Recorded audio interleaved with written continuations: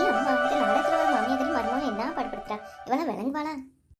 என்ன கிளவி யாரை ஏசிட்டு கிடக்கு? ஓ, நாடகத்தை பார்த்தா. எத்தே எத்தே என்ன என்ன வேணும் இப்போ உனக்கு?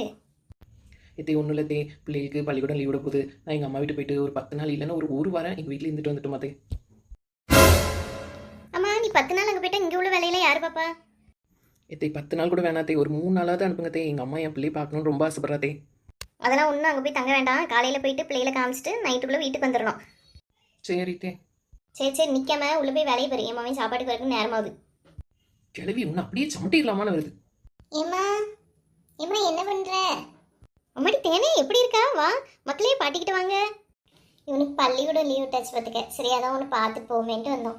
அப்படியா மக்களே? அதான் பாட்டி பக்கம் என் பேரனை கூட்டிகிட்டு வந்துட்டியா? சரி சரி ரொம்ப சந்தோஷம். என்ன இனிமே பள்ளிக்கூடம் திறக்கிற வரைக்கும் நீங்கள் இங்கே தான் இருக்கணும். அம்மா அந்த பரட்டன் இங்கே வந்திருக்கு. வாங்க வேணியோ வாங்க, எப்படி இருக்கே? நல்லா இருக்கீங்களா? நல்லா இருக்கேன் சின்ன பொண்ணு. மௌனுக்கு லீவ் விட்டாச்சா, அதான் சரி அம்மையை பார்த்துட்டு போகலான்ட்டு வந்தேன். அம்மா என்னடான்னா பள்ளிக்கூடம் திறக்கிற வரைக்கும் நீ இங்கே தான் இருக்கணுங்க அவ. ஆமாம் மேனி, அவளுக்கு உங்களை பார்க்கணுன்னு ஆசை இருக்கும்ல, அங்கேயே இருங்க.